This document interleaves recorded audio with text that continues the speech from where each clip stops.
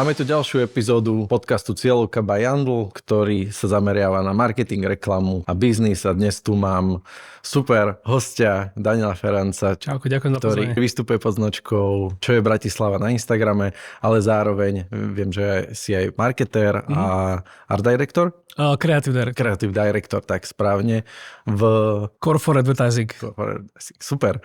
Ja by som sa chcel dneska s tebou rozprávať o tom, ako si sa dostal napríklad aj ty ku gastru a zároveň, že nejakú tú tvoju možno cestu tým marketingom a vlastne čo robíš dnes, lebo vieme, že ľudia ťa poznajú hlavne asi z toho Instagramu, ale asi ich aj zaujíma, že čím sa živí, že či toto je tvoja nejaký tvoj hlavný chlebík doslova. Jasné. Ako si sa ty vlastne dostal k tomu, že povedzme, že marketingu a tá cesta, že kde začala, kde si možno, že pôsobil a tak ďalej, že Ja som vyštudoval teda masmediálnu komunikáciu na UCMK v Trnave, ale teda nie marketingovú, ale masmediálnu, čiže ja som vlastne potom na nejakých 10 rokov robil v telke, v slovenskej televízii, skryté titulky, produkciu, lebo vlastne mal som celý život od mladosti tak akože blízko aj k tým titulkom, aj k dubbingu, keďže som od nejakých 14 rokov vlastne prekladal dubbing a potom neskôr sa k tomu pridafili titulky. No a ja som v takom tom 2014 koncom roku už tak cítil, že potrebujem trošku zmeniť pôsobnosť, lebo jednak teda v tej slovenskej televízii to tak býva, že tam sa proste vymení garnitúra a zrazu proste sa tam obhajuješ pred ľuďmi, ktorí nemajú šajnu o tvojej robote, že to tam, že nie si tam nejaký tunelár nejakej predošlej garnitúry a že proste, že toľko to peňazí, na ktorých sedíš vlastne, že to akoby, že robíš dobre. Tak už som z toho bol trochu unavený a takisto aj som vnímal, takže ten titulkovací biznis, že nemá asi až takú žiarevú budúcnosť, čo vlastne sa dneska aj potvrdzuje. Tak som si hovoril, že vlastne akože mal som teda vzťah k nejakému písaniu a k týmto veciam, tak som si povedal, že dobrá kariéra by bol copywriter a teda reklamný biznis. Tak som vlastne na začiatku roku 2015 vlastne došiel sem do Jandlu robiť copywritera a odtedy vlastne to je už koľko 11 rokov sa tak pohybujem v tejto sfére. A potom to, keby to prekloníte k tomu gastru, že bola to nejaká tvoja vášeň? Že... Víš čo, ja toho akože hovorím dosť často v rozhovoroch, ale toto je vlastne jediné miesto, kde to má zmysel, lebo vlastne sa to tuto udialo. Ja som teda, bol som copywriter, riešili sme teda klasické proste veci, vtedy ešte sa veľa robili všetky tie POSK a takéto proste veci a začali sa riešiť sociálne siete, lebo teda Facebook už teda pár rokov fungoval a značky začali byť na ňom aktívne zhruba v tom období, čiže aj tuto naši klienti, ktorí sme mali, tak proste mali už svoje facebookové stránky a riešili tam nejaký akože obsah, ale nie teda v tom zmysle, ako sa dnes rozumie obsah. A mal som pocit, že by som mal ako keby, že tak viac mať navnímané, že ako to funguje na tom Facebooku. Vtedy bola taká móda, že na Facebooku vznikali proste stránky také už od smiešných typu Cynická obluda, ktorý tu vlastne tiež robil, až po také proste, ja neviem, že my sme mali napríklad s pár kamošmi takú stránku na Facebooku, že klub kaviarnských povalačov, takže to sme proste robili také, že polo sranda, polo nejaké kaviarne. No a ja som vtedy tak cítil, že by som mal niečo také, že vlastné urobiť, aby som tak mal nad tým nejakú kontrolu a sám si proste rozhodoval o tom, že nemusel sa s nikým baviť o tom, že či toto bol dobrý post alebo nie. Tak premýšľal som teda na tému, že ako by som vedel vlastne obhospodarovať popri práci v reklamke a to gastro, teda vtedy tá predstava o tom foodblogu mi prišla ako taká celkom fajn, že proste je obedná pauza, že si tu odbehnem, je tu kopec možností, kopec miest.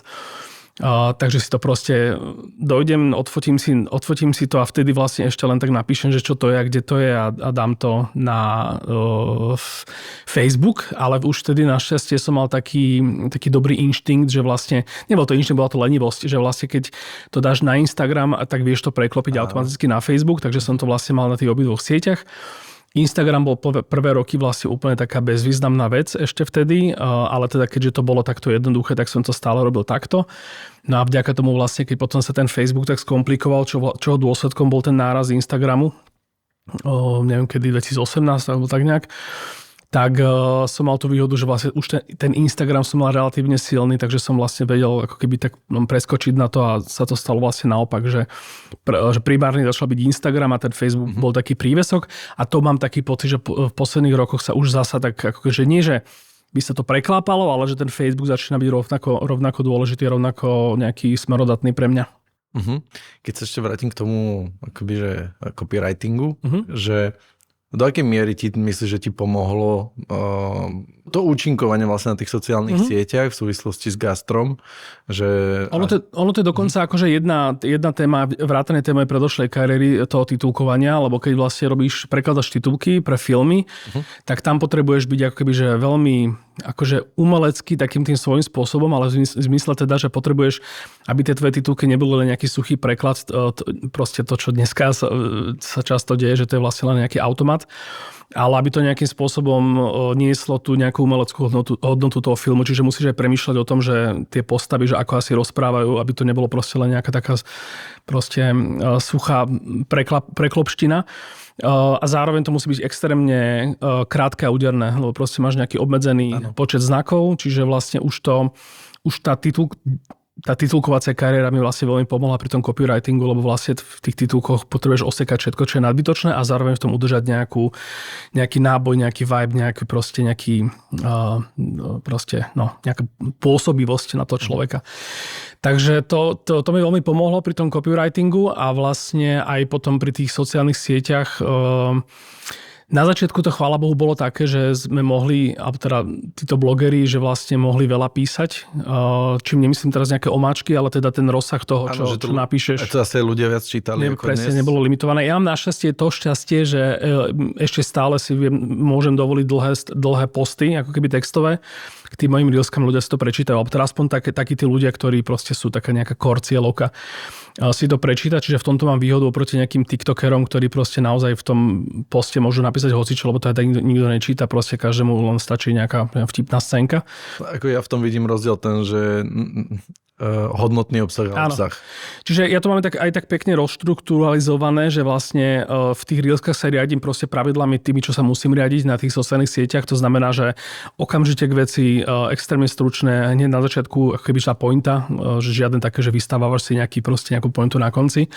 Ale v tom texte vlastne si to vynahradím, že tam proste môžem napísať kľudne aj traktát o histórii nejakého jedla alebo proste o nejakých nových súvislostiach alebo zaujímavostiach, ktoré mi napadli k tomu jedlu. Čiže to reelsko je taký akože rýchly internetový entertainment, ale v tých textoch ako keby sa snažím byť taký kompetentnejší. A kedy z tvojho pohľadu myslíš, nastal taký ten zlom, že OK, že toto začína celkom fungovať, mohol by som tým ako keby možno, že pomáhať ľuďom a zároveň, že mať to možno nejaký akože príjem z toho, že...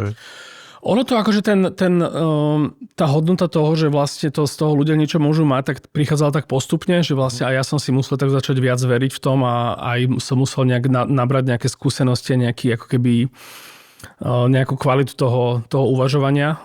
Čiže začalo to vlastne tým, že som len napísal, že čo to je a tak ďalej.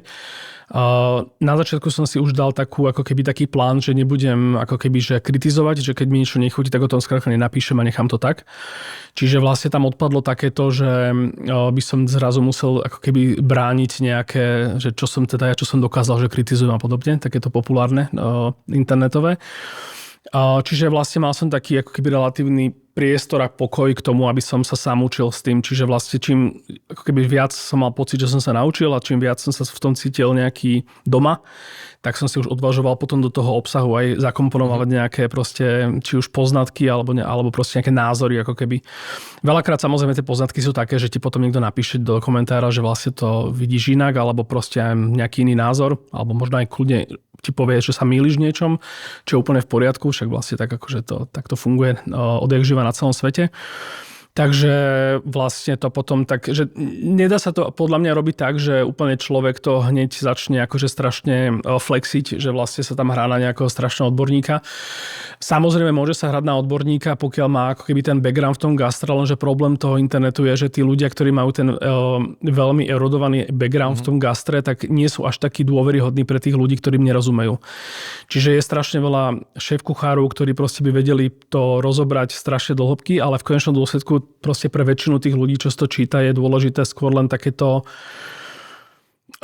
prirovnanie alebo teda opísanie nejakým spôsobom takým, ktorým si oni vedia v hlave proste spojiť také, že insightovo, že nemôžeš tam... Citové príbehy. Áno, že proste toto ako keby som bral ako takú moju výhodu, že hej, stále bude veľa ľudí hovoriť, že nejaký Burden alebo nejaký Jonathan Gold, že proste boli akí frajeri v tom, čo robili. Akože áno, boli, ale je otázne teda, že či taký ten nejaký väčšinový follower by si z toho až tak veľa zobral.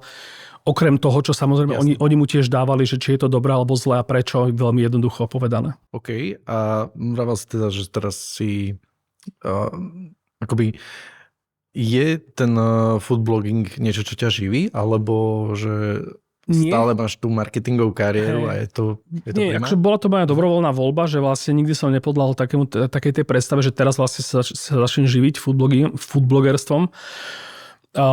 Je to výhoda jednak v tom, že nikto si nemôže povedať, že teraz, sa mi darí, teraz mi pribudlo zrazu, mám, 100 000 followerov, tak akože toto už je môj život odteraz, lebo nikdy nevieš, čo proste sociálne siete, oni sa proste každé 2-3 roky zmenia úplne totálne, čiže spoľahnúť sa... Instagram. Áno, spoľahnúť sa na to, že vlastne v tom budeš stále ako keby, že vedieť chodiť, je také podľa mňa veľmi prehnané až naivné.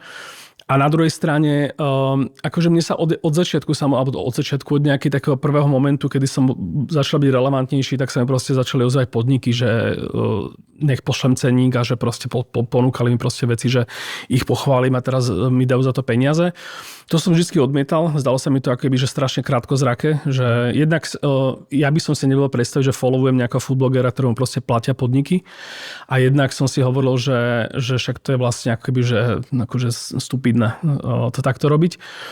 A počkal som si vlastne až kým ten influencer marketing sa trošku vyvinul do tej dnešnej podoby, že vlastne dnes už tie značky vedia robiť, alebo teda dnes už tí blogeri vedia robiť aj spolupráce, pri ktorých si akoby, že povedané po francúzsky neserú do huby, že akoby, že neodrbávajú tých svojich followerov, ale že to vie byť akoby taká krásna synergia toho, že ten food blogger stále proste sám si vyberie, čo povie a o čom povie a tá značka tam vie byť nejakým spôsobom zapojená aj tak nejak akože zdánlivo sekundárne, ale v podstate niekedy aj pekne rovnocenne. Chápem. Čiže a teraz ťa živí čo konkrétne? No stále ma živí moja robota, to je akoby tá istota, to je tá proste faktúra, ktorá každý mesiac pípne na účte a ja si tým pádom viem úplne slobodne proste povedať, že keď sa mi ozve niekto s nejakou ponukou, že toto proste neurobím, lebo proste nie som na to odkázaný a nezávisí od toho, že či budem vedieť splatiť hypotéku tento mesiac. Čiže vlastne tak sa to krásne potom vyselektuje, že naozaj potom robím proste, neviem, že 2-3 spolupráce mesačne, viac nie, so značkami, ktoré sú nejakým spôsobom relevantné alebo proste väčšie. A tak, aby som potom nemusel si to vyskladávať z nejakých drobných a sa proste naháňať sa každý týždeň za nejakými 5-6 spoluprácami. Lebo akože ja to tiež, akože mám veľmi rád influencerov, kde tie spolupráce akoby, že veľmi prirodzene z toho vyplynú, ale niekedy mám taký pocit pri niektorých influencerov, že vlastne začne Reelsko a už len čaká, že kedy tam sa tá značka nejak objaví a tak hovorí, že nemáš ten pocit, že dostávaš ako keby nejakú tú hodnotu za to, že vlastne máš pocit, že vlastne sa len pozeráš na teleshopping. Prejdem trošku teraz možno k tým podnikom a k tomu marketingu ako takému, čo sa týka gastra. Je podľa teba dnes pre úspech nejakej, povedzme, že nejakého podniku, nejaké reštiky alebo street food, čohokoľvek, že dôležitejšie to, ako to jedlo vyzerá a predajú ho cez tie siete, alebo že je to naozaj, je to stále o tom zážitku, že či je to tak, kde to ty vidíš? Určite sú prípady podnikov, ktoré vlastne to vedia urobiť iba marketingom, vedia to urobiť, ja neviem, nejakým influencerom, ktorý ich buď vlastní, alebo sa tvári, že to vlastní, alebo úzko spolupracuje s nimi. Akože určite by sa nedá povedať, že proste toto je úplná blbosť, lebo stále sa dá nájsť niekde nejaký príklad, že to akože vlastne môže fungovať. Ale myslím si, že pre drvivú väčšinu podnikov, a keď nejaký podnik to naozaj chce akože robiť na istotu, tak stále je tam dôležité to, že keď už tých zákazníkov niečím nalákam, či už to je nejaká jednorazová kampaň, alebo to je nejaká spolupráca s influencerom, alebo to je, ja neviem, že si vylepím billboardy po Bratislave, tak keď už tam tí ľudia prídu, tak keby, že ak im tam nebude chutiť, ak si povedia, že to bola nuda, alebo že to bolo obyčajné a neodporúčia to žiadnym svojim známym, tak to vlastne bolo zbytočné. Čiže myslím si, že stále v tom gastro je špecifické tým, že vlastne najdôležitejšie je ten word of mouth stále. A to vlastne ako ten word of mouth sa dá podporiť cez ten marketing, tým, že vlastne tam prilákam tých ľudí, alebo že si tú značku vybudujem tak, že alebo teda veľmi veľa ľudí, keď v sobotu do obeda sa zobudia a trochu si upracujú a klasická debata, že sa spýta partnerky, tak na čo máš chuť? A ona povie, neviem, vyber ty. Tak tam vlastne ako keby zaznie to meno toho podniku a obidva si povedia, že wow, áno, že to je, že to je niečo, čo máme radi a čo proste vieme, že keď tam pôjdeme aj úplne na náhodu, tak to bude dobré. Čiže toto je ako keby, že je veľmi dôležité stále. Zároveň sú podniky, ktoré sú fantastické, varia tam super talentovaní šéf-kuchári, ale nejakým spôsobom sa buď do niečoho netrafili, alebo proste robia niečo menšinové, alebo robia niečo až príliš dobre na to, aby proste to oslovilo širokú cieľovku. A potom samozrejme ten marketing tam môže nejakým spôsobom pomôcť. Ale teda pointa moja je taká, že to aj tak musí byť taká nejaká zmes všetkého možného. Že nemôže sa podnik uspokojiť s tým, že teraz robíme nejaké trendy TikTok videá a wow, že teraz sme mali 500 000 akože views na nejakom našom reelsku a kde sú tí zákazníci? No zákazníci nie sú nikde, lebo proste nikto si nepamätá, ako sa voláte, len sa zasme na vašom reelsku. Ja to akože tiež mám taký názor, že môžeš mať aj zlaté kľúčky, ale keď nemáš produkt a plus doplním k tomu stav, to je podľa mňa veľmi dôležitá ako keby, alebo faktor, ktorý ovplyvňuje to, či sa tam asi vrátiš, nevrátiš.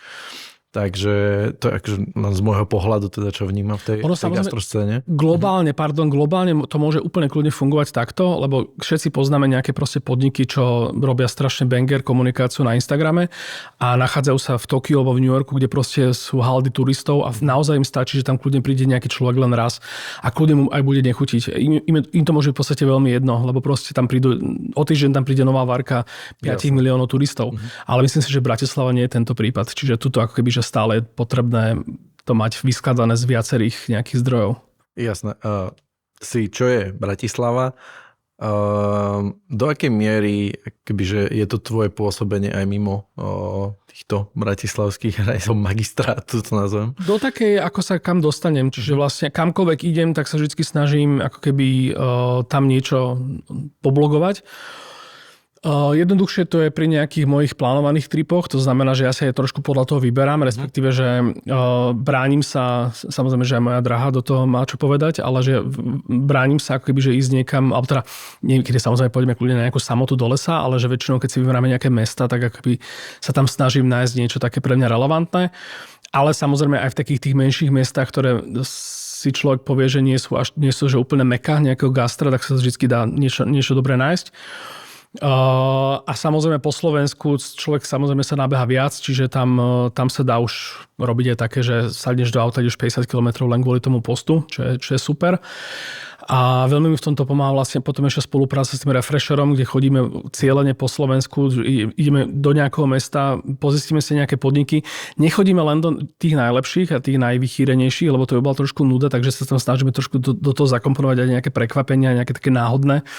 Ako keby, že miesta, nech tam je trošku aj ten taký ten, lebo to je teda na rozdiel od blogu, tak pri tých YouTube videách, tak tam niekedy musíme mať aj také, že ako keby negatívne posudky, alebo teda negatívne zážitky, lebo proste je to, ten YouTube je v tomto dosť divokejšia konkurencia a proste ľudia by nepozerali niečo, kde proste len 15 minút všetko chváliš.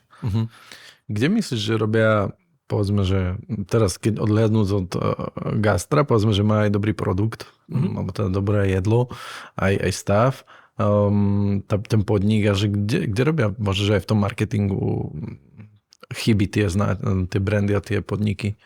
No kde začať? Môžeme kľudne tak náhodne. Proste, že teraz, čo je veľmi aktuálne, je, že podniky začali robiť trendové reelska na TikToku a na Instagrame. Je to veľmi jednoduché lákadlo toho, že ti to akoby zvýši tie algoritmy, že ľudia sa do toho zapozerajú. Akože pre mňa to je trošku nepochopiteľné, že niekto chce pozerať 20 krát to isté reelsko s tým istým vtipom, ale ľudia sú takí, že to nejakým spôsobom zjavne funguje, čiže úplne akceptujem a je to v pohode. Ja trošku sa vždy tak zháčim, keď nejaký podnik urobí trendové reelsko, kde vlastne ten joke je, že vlastne nejakým spôsobom ponižujú zákazníka. Že akože viem, že to je sranda, viem, že to je ako keby, že to je súčasť toho trendu a aj to tak ľudia chápu, že tuto naozaj nefackáme zákazníkov, že toto je proste fakt len nejaký joke. Ale príde mi to, že taký ten prípad, kedy vlastne že ľudia vidia reklamu na niečo a povedia si, že poďme toto urobiť 1:1 a tým pádom to musí fungovať, lebo to tak fungovalo a úplne tam podcenia taký ten faktor toho, že Niečo môže byť roky starostlivo vybudovaná značka podniku, ktorý proste veľa ľudí miluje a tým pádom, keď dám nejaký joke na TikTok alebo na Instagram, tak proste sa na tom všetci zasmejú. Versus som takmer neznámy podnik a dal som teraz vlastne joke, kde fackam zákazníka alebo nejakým spôsobom si z neho robím srandu a teraz, že nemám úplne takú tú ešte tých štamgastov vybudovaných a teraz, že ktorí to pochopia. Áno, ktorí to pochopia a teraz, že ten iný človek, ktorého ja chcem osloviť, lebo by v živote nepočul a chcem, aby sa zamyslel nad tým, že mohol by ku mne prísť, že čo mu to presne dá. Tam ako keby dosť nechápem, že prečo niekto chce ísť touto cestou. Ale it is what it is, tak sú nejaké podniky, ktoré si vlastne vybudovali tú značku na tom, že teda sú strašne srandovní a proste, že taký Ryanair Gastra, že teda kľudne aj naložíme vlastným zákazníkom a proste budú nás mať radi. Sú aj pozitívne príklady. Ja mám oveľa radšej Jídelnú labuť, čo je v Chomutove, kam neviem. Úžasný profil. Ja neviem, či sa tam niekedy v živote dostanem, ale prisahám, že už len kvôli nim by som tam strašne nadišiel, alebo akože je to samozrejme aj nejaká charizma toho Míru, či jak sa volá, ten kuchár, čo to robí, ale proste, že oni to robia, že pozitívne, oni nerobia trendy, proste oni naozaj nie sú odkazaní proste kopírovať niečo 30 krát, lebo ja mám skôr taký pocit, že oni udávajú tie trendy, že už som na Instagrame videl desiatky reelsiek z iných podnikov, kde proste pozriem na to, že vy ste videli akože reelská labute a teraz akože sa to snažíte robiť podobne. To je mega. Ja milujem akože ten profil, hlavne to, že sa na nič nehrajú. To je úplne, a vlastne o nič tam nejde. On tam vlastne len ukáže, jak niečo robia, ale proste on to tak, že takto povie, že normálne ho máš chuť objať a takto rovno z toho hrnca to tam začne žrať. Ešte ho fascinuje vlastne to, že on varí jedla, ktoré reálne, že je naše mami, alebo proste tie české, aj tie slovenské variácie. A vlastne on varí jedla, ktoré si doma varí žmarom hrnci a tam vidíš, ako on to robí proste pre 100-120 porcií, že keď to je obrovské, že jak sa vlastne robí ten základ, že úplne to je fantastické, čo ja tiež odporúčam. Ale je to sranda, lebo dojde za tebou klient, pre ktorého nejaký podnik a že pod nám robiť sociálne siete, tak nevymyslíš mu toto, lebo nevieš sa spoľahnúť na to, že proste oni tam budú mať takúto osobnosť a vypáli to takto. A to je tá krása podľa mňa tých sociálnych sietí, že vlastne niektoré veci jednoducho sa nedajú kopírovať, že proste to tam musí byť. Ten gastropriemysel si počas pandémie prešiel akože dosť takým ťažkým obdobím. Myslíš si, že, alebo teda, aký je tvoj názor na to, že myslíš si, že sa to gastroprostredie, že možno, že aj prečistilo, alebo že čo to spravilo s tými podnikmi podľa teba, že...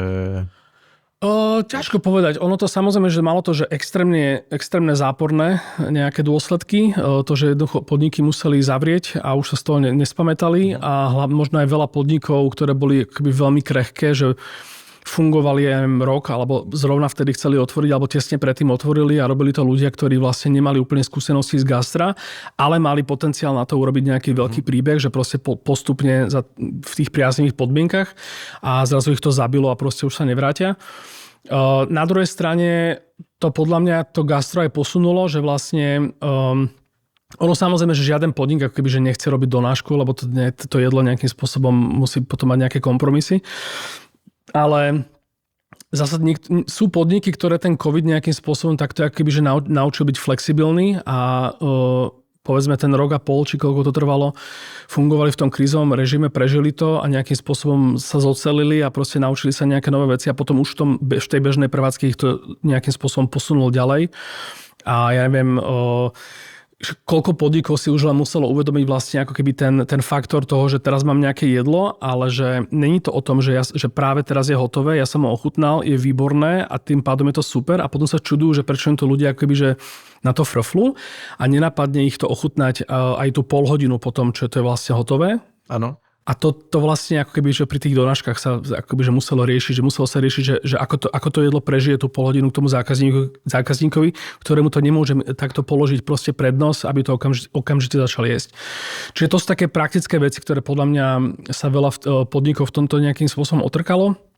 Ale myslím si, že keď sledujem tak tie tie posledné týždňa až mesiace toho, že ako na Slovensku sa tu menia podmienky a proste zdražujú veci a dvíhajú sa odvody a podobné veci, tak mám pocit, že to ako keby, že ani nepotrebujem pandémiu na to, aby proste sme tu vyrábali ako keby, že veľmi nepriaznivé a ťažké prostredie na prežitie pre to gastro. Takže sám som teraz vedavý. Paradoxne v poslednom čase v Bratislave, hlavne po novom roku, alebo teda tesne pred novým rokom, povznikalo strašne veľa nových podnikov, že ja teraz naozaj nestíham ako keby ich pokrývať a ochutnávať. Tak som zvedavý, že čo to s nimi urobí, lebo proste jedna vec je, že ako keby to gastro je také viac náchylné na to, že tí ľudia, čo ho tvoria, tak to robia s nejakou láskou, lebo klasický príbeh, že niekto vyhorí v korporáte, začne robiť proste nejaké bistro, ale v momente, keď už vlastne to gastro začína byť také stresujúce, že vlastne tá láska tam ako keby naráža na tú realitu, tak toto je podľa mňa veľmi nebezpečné pre nás ako krajinu v podstate. Myslíš si, že investujú tie podniky dosť do marketingu? Alebo myslíš, že povedzme len ten Instagram, ktorý je teda zadarmo, tak povediac, tak že robia niekedy chybu aj v tom, že nevyužívajú napríklad, že tie zdroje alebo tie platformy, ktoré by mohli, alebo že... Podľa mňa, že ak v niečom podniky robia chybu na sociálnych sieťach, tak je to v tom, že vlastne nemajú tie svoje sociálne siete dostatočne prístupné a inkluzívne. To znamená, že ešte predtým, než si najmem social media manažérku a začnem proste točiť reelska a TikToky z kuchyne, tak vlastne tie sociálne siete majú takúto najväčšiu výhodu v tom, že naozaj tam proste mám ten profil, mám tam menu, mám tam nejaký akoby, že nejaký vibe a nejaký pocit z tých postov, že keď niekto si otvorí ten Instagram a iba raz scrollne, iba tie náhľady postov, tak tam bude akože jedlo a nebude tam, ja neviem, všade nejaký ksích niekoho alebo proste nejaký interiér a podobne, čo akože ľudia až tak nezaujíma podľa mňa, alebo teda zaujíma ich to až sekundárne, že tam proste budem mať zrozumiteľne okamžite na prvej stránke, že kedy som otvorený, kde sa nachádzam a tieto veci, čo akože by sa čudoval, že vlastne to je to akože úplne akože automaticky jasne, ale koľko podnikov to nemá a potom sa vlastne čudujú, že vlastne tí ľudia nechodia. Čiže podľa toto je veľmi dôležité si vychytať. Ďalšia vec, blížia sa nejaké sviatky alebo nejaké divné dni, tak komunikujem, či som otvorený, ak som otvorený inak, tak takto som otvorený. Ak som otvorený úplne rovnako ako bežné dni, tak aj takto napíšem, lebo proste tí ľudia si nie sú istí a nemusia to úplne poznať. Čiže takéto základné veci podľa mňa... Myslím si, že stále v tom gastre bude najviac fungovať to, že tí ľudia boli predtým spokojní, sami si dali na svoje Instagramy, ktoré majú 300 proste friendov iba, nejakú storku alebo nejaký post, že im dobre chutilo a to ako keby urobilo takých tých ako keby nových zákazníkov, že nie takých, čo musia premýšľať nad tým, že nejaký influencer, že má za to zaplatené, nemá za to zaplatené, ale že toto je ten obsah, ktorému naozaj dôverujú, že to sú tých priatelia, ktorí mi niečo odporúčia. Či už teda na Instagram, alebo kľudne pri káve niekde v rozhovore. A potom už, že či začnem robiť taký ten veľký marketing, je podľa mňa nie že irrelevantné, ale bez tohto základu to je ako keby, že tam človek viac sa naplatí na tých nákladoch a na tých médiách, než keby, že to má ako keby, že poistené. Ja som si tiež všimol, aj toto akože primárne v Bratislave, ale myslím, že to asi je otázka každého podniku, že tá komunita okolo toho je veľmi dôležitá, že keď to vlastne netlačíš okamžite na tých ľudí, ktorí sú akože, že teraz, že poďme zavolať nejakých, že influencerov známych, proste nech nám to odpromujú, ale že vlastne chceš sa, že skôr zaľúbiť tej komunite, tomu okoliu, že skôr ako keby naberieš tú stálu klientelu. Áno, teraz vlastne najnovšie, ja neviem, koľko to je presne času, keď vlastne už každý človek, ktorý robí obsah na Instagrame, tak vidí okamžite počet shareov poslaní, tak tam som si uvedomil, predtým by si sa musel niekde vyklikať proste profile, alebo pri tom poste niekde hlboko. Tak teraz som ako keby, že dosť prekvapený, alebo teda ma to dosť prekvapilo, že koľko skutočností vlastne tých interakcií je v tomto a nie v tom, že niekto niečo olajkuje alebo okomentuje. Že vlastne ľudia nemajú čas lajkovať alebo proste nemajú dôvod niečo lajkovať, proste pozrú si niečo a dobre je, ako keby, že, alebo teda dobrá vec je pre ten podnik aj pre mňa ako foodblogera, že keď to potom pošlo nejakému kamošovi. Alebo si dajú do storky, že proste je tam ten share, to lietadielko papierové. Čiže toto ako keby u mňa funguje tak, že samozrejme, že keď to je nejaký nový podnik, kde vlastne väčšina ľudí ešte nebola, mňa to akože ohúri, tak to strašne vychválim, tak samozrejme, že to bude mať strašne veľa shareov. Ale potom ako keby je tam tá druhá vec, že keď to je zabehaný podnik, ktorý proste, neviem, už dávam x-ty post za posledné roky a stále tam ako keby, že je strašne veľa tých lietadielok, tak tam z toho ja vlastne vidím, že toto je nejaké už populárne meno, ktoré má presne tú komunitu, ako si hovoril ty. Čiže základná vec pre každý podnik je byť proste top of mind nemusí byť čo najviac ľudí, ale pri dostatočnom množstve ľudí, ktorí vlastne sú tá masa, ktorá je ma schopná zaplniť a ako keby postarať sa o to, že sa im bude dariť. Čiže marketing, nemarketing, proste to konzistentné, akoby, že udržiavanie si toho zákazníka, lebo to nie je len udržiavanie si zákazníka, to je vlastne vytváranie si nových zákazníkov spomedzi kamošov a nejakého okolia toho môjho zákazníka, bude stále najdôležitejšie. Ja si tiež myslím, že dnes presne aj tie algoritmy napríklad tých sociálnych sietí, alebo teda primárne Instagramu sú ako keby postavené, alebo teda, že ten algoritmus funguje hlavne presne na tom prezdielávaní, že to rozširuje ten obsah, lebo aby to videlo čo najviac. A je to dôveryhodnejšie, lebo proste keď nejaký tvoj kamoš niečo zdieľa, poznáš ho aj roky, vieš, že chodí po super miestach, tak ťa to inšpiruje samozrejme, ti to dáva takú confirmation proste, že môžeš vidieť niečo od nejakého influencera a povedať si, že môže, to vyzerá zaujímavo, ale ako náhle nejaký tvoj kamarát, ktorý už aj minule si bol niekde, čo ti odporúčal a chutilo ti tam, tak to je podľa mňa najviac. Super. Keď cestuješ po svete, tam tiež ochutnávaš nejaké veci, testuješ podniky, alebo teda, že ich produkty a jedla. Že vidíš tam nejaký veľmi markantný rozdiel medzi slovenským prístupom, zahraničným, alebo záleží od krajiny? Väčšinou skôr naopak. Ja veľakrát, ale to nie je inak s podnikov, ja to niekedy máme tak, že robíme nejaký tender nejakej značke a že poďme si pozrieť jej konkurenciu celosvetovú, že ako to robí na sociálnych sieťach a potom si otvoríš ten Instagram, akože že šialene globálnych značiek a že proste aké blbosti oni na ňom majú, tak si povie, že wow, že čo sa tu deje. Treba si uvedomiť, že pri tých zahraničných menách samozrejme, že ty najviac vnímaš tie najaktívnejšie a tie, čo to robia najlepšie. To znamená, že môžeš mať pocit, že v zahraničí to robia lepšie, ale že nie je to pravda. Samozrejme, že vždy to proste bude o tom, že ak z 10 miliónového Londýna vlastne registruješ nejaké 2 podniky, tak je to akože stále akože úplne málo. Čiže mám samozrejme aj takéto nejaké, že nebol som tam, ale nejakým spôsobom ma to ulovilo na Instagrame, dostal som sa do algoritmov toho podniku a žeriem ten obsah ako keby doslova, čo ponúka. Napríklad teraz posledné týždne sa mi objavujú reelska z Fellow Restaurant v Londýne. Ja som tam nebol, lebo som sa naposledy rozhodoval medzi nimi a druhým podnikom, ktorom som bol nakoniec. A oni robia vlastne, že recepty. Je to dlhé, je to akoby že rozsiahlé, ale tiež ako keby, nie je to také vtipné a podmanivé ako labuť, ale ako keby je to veľmi zaujímavé a sledujem to a nejakým spôsobom, že keď sa mňa spýtaš, tak poviem, že Fellow Restaurant z Londýna, že to robí dobre. Ale neviem, či to robí dobre, neviem, že či je to zasa pre nejakého väčšinového diváka úplne to práve orechové, lebo proste nie je tam ten hook prvý v 3 sekundách a podobne. Čiže sú podniky, ktoré majú akože úplne super tie sociálne siete urobené a vie o nich milión ľudí.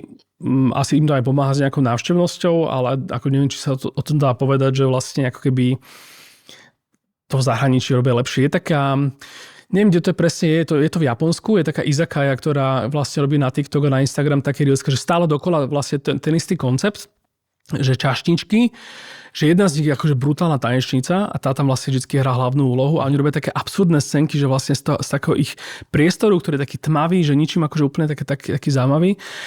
A vlastne jedna baba tam vždy strašne dobre tancuje a ostatní tam robia akože smiešné veci za ňou, že tiež tancujú, ale že povedzme nejak nešikovnejšie alebo nejaké také absurdné divadlo sa tam deje. Neviem to ani popísať takto, naozaj by ste to museli vidieť pošlem ti potom link na to, lebo ani si nespomeniem, ak sa volajú samozrejme. A to mi príde, že to je úplne fantastické, lebo vlastne každé jedno video si pozriem. A majú teda akože úspech, že majú tam na každom videu proste šialené veľa tých interakcií. Ale opäť, neviem, či sa dá povedať, že tým pádom to zahraničie robí lepšie, lebo proste z 20 miliónového Tokia, alebo koľko, vlastne poznám jednu takúto vec. Keby si mal, povedzme, že nie že vybrať, ale povedzme, že máš najradšej zo slovenských podnikov, teraz možno nie že iba Bratislava, ale nechám na teba, že povedzme, že také, že top 3, môžeme kľudne menovať, prajme im trochu reklamu, že kde sa ti naozaj páči, že ako to robia, či už sociálne siete, alebo možno aj nejaké POS, čokoľvek, že? No to by som musel dlhšie uvažovať. Tak ja dlhodobo mám rád, ako to robí Meso od Romana, ale tak nie je to úplne fér ho dávať ako príklad, lebo ja mám taký pocit, že on je ako keby, že aj prirodzene influencer a vlastne to už teraz vidno na tom, že má aj regulárne spolupráce, proste, že už jazdí na aute nejaké značky a tak ďalej. A u ňo sa to vlastne spája to, že tiež má nejakú charizmu a tiež má nejakú, akože on síce dáva strašne akože zlé dead jokes, ale aj to je nejakým spôsobom akože ľudí na tom baví. A má ako keby také tie komunikačné schopnosti je zaujímavý a hlavne ako keby, že ide z neho tá kompetentnosť. A potom je potvrdená ešte aj tými ľuďmi, čo k nemu chodia jesť, lebo naozaj proste, že nepoznám nikoho v podstate, kto by povedal, že v Bratislave sú nejaké lepšie stejky niekde inde. Čo sa týka zvyšku Slovenska, tak to je dobrá otázka, lebo mám taký pocit, že teraz v poslednej dobe vidím furt len tie reelska, také akože rádoby vtipné, odšadiaľ. No toto by sme museli vystrihnúť teraz nejaké 10-minútové uvažovanie, ale ty máš nejaké také, že keď si rešeršoval napríklad, že niečo také získam teraz sekundy. Mne sa napríklad páči pekárske bistro Olis. Oni predávajú tie produkty, keď spravia proste. Že ich tak napríklad, zničia. Že vlastne zničia produkt, ale ty z toho proste to chceš ochutnať, lebo to vidíš, že to je úžasné. Dobrý príklad je Buček, nie je to Slovensko, ale akože je to Brno, ktorí sú tiež vlastne teraz viac influenceri, alebo teda do veľkej miery influenceri a nejakým spôsobom sú aj taká nejaká kapacita a proste inštitúcia v tom Brne. Mňa celkom baví, akože z Prahy napríklad, že Výčep Koruní to dlho robil tak, že tam proste navarili všetky jedlá, ktoré majú v ten deň na menu, dali to takto na stôl a potom šéf kuchári takto akože o nich porozprával. Že o nich ma to strašne bavilo. Viem, že niečo podobné robí Martin Závomenský v jeho podniku z Prešova, ale ako keby, že nie každému to samozrejme vždy funguje. A ťažko oddeliť to, že proste keď nejaký podnik fakt milujem, tak potom mám pocit, že aj tá komunikácia je proste akože dobrá, lebo proste mi to príde milé, lebo tam mám to potvrdenie a tú obľúbenosť, že u Kalendu môžu proste urobiť hocičo a ja proste poviem, že to je super, lebo to proste v prvom rade dobre varia, čiže... Pýtali sa ťa už nejaké podniky, že ako to majú robiť? Že, asi ani nie. Asi ani nie, akože mám taký pocit, že oni skôr... Alebo mal si ty niekedy pocit, že taký dobrý produkt máte, ale no vždy. Mohli by ste trošku inak ukázať. Veľakrát. Ja napríklad nerozumiem podnikom, ktoré majú billboardy, lebo to mi príde strašne také akože 90s a také hlavne, že no a čo, že proste mám tam, že odfotím si jedlo, dám si tam nejaký headline a teraz, že a čo, že proste strašne mi to príde také, že chápem to, keď je nejaká strašne, že pustatina, že široko ďaleko nie je nič dobré a nejaký podnik si dá na billboard a nejakým spôsobom je v tom niečo, čo ťa nejakým spôsobom osloví, ale že v Bratislave tomu, že strašne nerozumiem. Skôr mám potom taký pocit, že mne prvé, čo napadne je, že a ja teraz tam pôjdem a vlastne každý diš bude stať o 2 eurá viac, aby sa vám zaplatil ten billboard niekde pri výpadovke, alebo teda na obchvate. No tie základné veci, základné chyby, typu, že nemám otváračky na profile, alebo že ide veľká noc a proste nedal som žiadnu ani storku o tom, že čo to znamená pre moje otváracie hodiny, tak to samozrejme, že by som okamžite každému podniku proste povedal, že proste váš najväčší, najlepší zákazník je ten, ktorý si sám otvorí váš profil, aby sa informoval, že či budete otvorení, lebo má chuť k vám prísť a keď mu vy nedáte tento servis, že mu vlastne nič nepoviete, tak vlastne úplne, že najdôležitejšieho zákazníka si akože killujete práve. Ale inak, no nerobte, proste nefackajte zákazníkov v Reelskách, prosím. A proste nerobte si srandu z toho, že majú radi pizzu Havaj, ty vole, však nemáte šajnu, koľko ľudí má rado pizzu Havaj, ale sú ticho, lebo majú pocit, že keď sa ozvú na internete, tak ich zlinčuje proste taká tá nejaká zomri menšina takých tých ľudí, čo si myslia, že proste to povedal nejaký Talian, tak to musí byť pravda. No. To som sa chcel nejak spýtať, že ak ty máš na to pohľad, mám také dve skúsenosti, nebudem menovať teraz, v jednej burgerárni v Bratislave sa mi to stalo, že vypýtal som si proste burger a už som tam raz bol. A ja neviem, čo to bolo, ale proste mali tam nejaký špeci sír v tom, nepamätám, bol som dávnejšie. A ja som sa spýtal, či mi ho vedie dať double. Akože dvojitý. Ten sír, hej? Áno, a oni povedali, že nie, lebo to nie je už architektúra toho burgeru, že to by akože mohol nejakým spôsobom narušiť ten zážitok. A ja som bol z toho taký rozčarovaný, že prečo? že veď ja sem chodím rád, ja sa sem rád vrátim a dám si ho aj na budúce, ale a nedám si ho double, len som to chcel proste vyskúšať. A potom na druhej strane mám bratranca, ktorý je šéf kuchár jednej bratislavskej reštiky a som mu to vravel a on mi hovorí, že počúva, že to proste, že ty vyhov tomu zákazníkovi, nie? Že on keby sa ma opýta, že síce my tu máme menu, ale spýta sa ma, že či mu viem uvariť niečo iné, je to talianská reštika. A že jasné, prečo nie? Tak... No to má dve roviny, lebo akože dobre, burgery to môže sa zdať ako taká akože blbosť, že ti tam len dajú jeden plátok syra navyše, ale predstav si, že vlastne v nejakej talianskej reštaurácii hovoríš čašničke, že nech povieš šéf kuchárovi, že v tvojej bolognese chceš dvakrát toľko zeleru. Vieš? Jasné. A teraz, že ten kuchár to akoby má nejako, že je to pre neho nejaký dôležitý recept, ktorý proste on dlho vyvíjal, dlho sa s tým akože trápil a dlho ho balansoval, kým našiel proste dokonalú ako keby, že podobu. Že sír burger mi znie akože banálnejšie ako zeler v bolognese, ale ako keby, že je tam tá potom už miera toho, že ako to kto vníma, že ako ktorý šéf... Že jedna vec je, že ako to ty vnímaš, že pre teba to je banalita a druhá vec je, že ako to má on v hlave proste, že aké on má vzdelanie, skúsenosti, ako sa nejakým spôsobom dostal k tomu receptu. Že keď sa k tomu receptu dostal tak, že ja ho to naučila babka a on tam potom niečo 20 rokov vylepšil a potom konečne na to prišiel, na ten správny balans, tak v momente, keď mu ty povieš, že tam chceš viac fish sauce alebo proste. Je to vlastne to isté, jak keby si išiel k tomu Žirovi do Tokia, do toho metra a on ti proste urobí to dokonalé nigiri, ktoré on 80 rokov vlastne ako keby mu trvalo, kým toto nigiri proste urobil presne takto a ty si to namočíš do sojovky, no. Jasné, chápem. To ma aj dostáva k tomu, že som to tak chcel premostiť, že povedzme sú tu recenzie, tiež je to marketingová komunikácia prakticky a krízová komunikácia. Že ako vnímaš toto, že či to slovenské podniky zvládajú alebo nezvládajú, alebo myslíš si, že mohli by niekedy akože robiť nejak inak toto? Asi to opäť závisí od prípadu.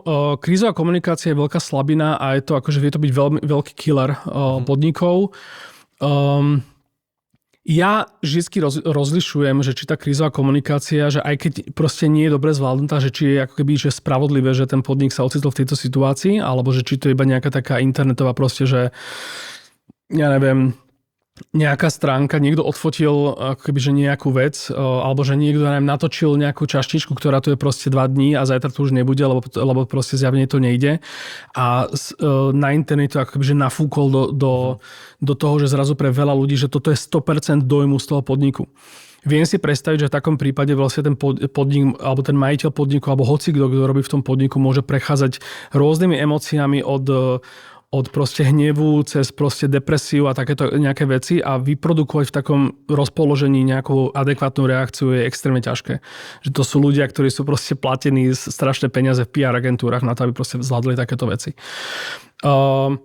Veľakrát samozrejme, keď nejaký podnik uráža nejakého autora recenzie a proste na Google mu odpíše, že niekto napíše, že bol som nespokojný a na tom akože napíše on svoj pohľad, že no a ty si škaredý tlstý a proste si mi tu nadával a proste neviem čo, tak to je akože extrém samozrejme, že to je úplne peklo.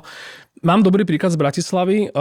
Ramenáreň Rameno Vakusej tak to otvorila. Robia to Japonci, aj keď tam vlastne prídeš, tak tam vždy uvidíš v tej kuchyni proste Japoncov. Aj obsluha s tebou rozpráva po anglicky, lebo vlastne je to akoby že taký podnik. A prišli, začali robiť nejaký ramen a narazili vlastne na to, že celá Bratislava je úplne akože hotová z ramen Kazu. Čo je akoby, že veľmi, veľmi kvalitný ramen, jeden z mojich najobľúbenejších na svete, ale profilovo ten ramen je akoby, že veľmi výrazný, veľmi taký, akoby, že taký ťažký, tvrdý, taký proste A tí rameno Wakusei urobili ramen, ktorý je viac mild. A teraz ľudia tam prišli, akože ľudia, ktorí neboli v Japonsku, neboli v Tokiu a nemajú ani obehané, povedzme, po Európe toľko ramenov, aby zistili, že vlastne to jedlo má takéto nejaké spektrum toho, že čo to všetko môže byť. Začali písať veľmi negatívne recenzie, lebo mali pocit, že to vlastne dali si do úst prvú lyžičku a nebol tam taký ten výbuch chuti, jak Kazu. Začali písať negatívne recenzie a teraz akože určite tam zohrala úlohu aj taká tá kultúrna odlišnosť. A ten podnik najprv, že prešiel takými viacerými fázami tých reakcií, až vlastne po takú fázu, že tam došlo vymazávať tie recenzie a nejakým spôsobom ešte toto. Čo tých ľudí ešte viac vytrigerovalo a proste, že im tam fakt nakladali, dávali im tam proste nejaké hviezdičky a tak. Potom sa vlastne udial, a teraz pre veľa ľudí to bolo proste také, že takéto internetové, že ľudia sa strašne rýchlo naserú a strašne ľahko sa naserú na niečo a potom sú nasratí a potom to je taká nejaký ich potreba dopamínová odmena, ktorú proste nejak tak prežívajú a to majú pocit, že je zmysel tohto dňa, že vlastne dneska idem bojovať za toto alebo proti tomuto. A potom vlastne teraz ale v kontexte tých akože mesiacov sa tam potom udialo to, že ten podnik zmenil šéf kuchára, čiže akoby aj reflektoval asi na niečo. A došiel s vylepšenými ramenmi, bol som na nich a mne sa strašne páči na tom, že tie nové rameny sú stále mild, že sú také akoby, že máš skôr pocit, že majú bližšie k takému nejakému svetu japonských čajov, ktoré tiež nie sú také silné ako nejaký čierny čaj, ktorý je fermentovaný, ale proste je to nejaká úplne iná kvalita chuti. Ale sú oveľa lepšie ešte, že mne chutili celkom aj predtým, ale dobre, povedal som si, že nie je to akoby, že úplne že niečo, na čo budem chodiť každý deň. Sú oveľa lepšie tie rameny. A stále sú akoby, že neodstúpili od toho svojho zámeru robiť to nejakým spôsobom takto, len to proste vylepšili alebo to robia nejakým spôsobom nejak rafinovanejšie. A mne sa to na tom strašne páči. Ja som už niekoľkokrát tam aj bol a mal som odtiaľ proste Rilsko, kde si stojím za tým, že to je akože veľmi dobrý ramen a veľmi kvalitný a stále proste na to niekto napíše, že ale nie je to Kazu a proste Kazu, lebo proste to je nejaký tento. Myslíš, že by pomohlo napríklad, či akože nemusí to byť ani v ich záujme, ale že dať hlavy dokopy aj s tým Kazu a normálne, že povedať, že to spektrum to chutí je iné, že jasné, že aj tam je to dobré, ale že... Asi akože nejaká konkurencia asi nebude, akože si pomáhať týmto spôsobom. Asi mám ružové okuliare, ale že či vôbec by takéto niečo myslíš, že by mohlo zafungovať? Takto, že vždycky tu budú podniky, ktoré otvoria príliš skoro na nejakom mieste. To znamená, že dneska je v Midpointe nový japonský food truck Food Samurai, ktorí robia ľudia z Edomae Sushi Matsuki. Edomae Sushi Matsuki je sushiareň v Bratislave, ktorá má 7 stoličiek, 2 turnusy za večer sa tam robia na rezervácie dlho dopredu. Stojí to, neviem koľko, teraz to už bude stať nejakých 160-170 eur a je to nejakých 18 až 20 chodov a je to vlastne... Ja akože nie som úplne odborník na sushi, ale že tam chodia z Viedne ľudia, že tam viac Viedenčanov stretneš ako Slovákov, lebo sa to šíri proste zväz o tom, že naozaj také dobré sushi nie je ani vo Viedni a je to akože top level. A oni teraz urobili akoby, že ten street food japonský. Dáš si tam to jedlo, akože niektoré sú aj také, že sú wow, ale že veľa z tých jedal je také ľudové Japonsko. Niečo podobné, ako bolo Omusubi, ktorý zničil COVID a by the way, to boli tiež tí istí ľudia. Že to je vlastne Japonsko, kde nikto sa nespýtal, že čo máme urobiť, aby Slovákom chutili naše jedlá, ale proste oni len robia jedlá, ktoré oni jedia celý život a nie sú akože flashy, nie sú proste žiadne, nie je to gíč, nie je to proste nič také snobské, že proste wagyu, a majú wagyu samozrejme aj nejaké, ale akože nie je to akoby, že wagyu pre wagyu. A tiež mám taký pocit, že akože ja budem dúfať, že sa im bude dariť, lebo akože ja som bol úplne nadšený z toho, že vlastne väčšina tých jedál tam bolo presne také to, že na nič sa to nehrá, je to také, že autenticky japonské za mňa. Ale kebyže ich sem dáš, ja neviem, pred 10 rokmi, tak akože úplne to ľudia nepochopia. Alebo proste pre väčšinu ľudí je japonská kuchyňa znamená, že tam proste musí byť teriyaki omáčka a musí to byť tmavé, také tangy a také výrazné a možno niekto si možno povie aj, že štiplavé, aj keď to akože úplne skoro není pravda, čo sa týka Japonska.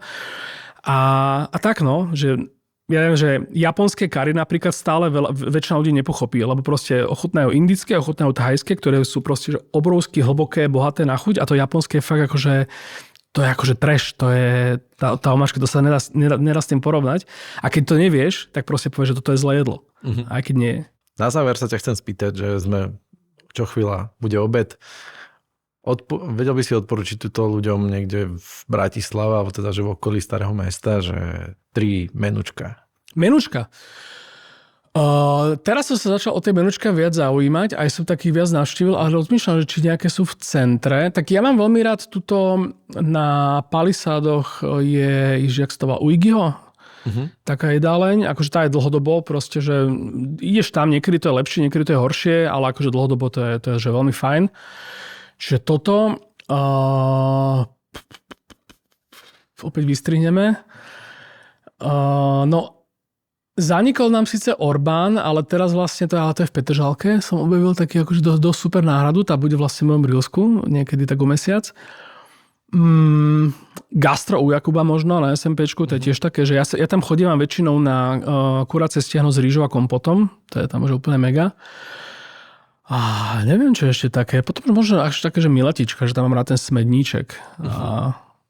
A možno toto by som takto dal. Super, ďakujem ti. Perfektné. Ďakujem ti teda ešte raz, že si prijal pozvanie do nášho podcastu a budem sa tešiť aj na tvoj ďalší content na Instagrame. Počúvali a pozerali ste podcast Cieľovka by Jandl, ktorý je určený pre všetkých, ktorých zaujíma reklama, biznis a marketing a teším sa, že si toto pozriete a vidíme sa pri ďalšom diele.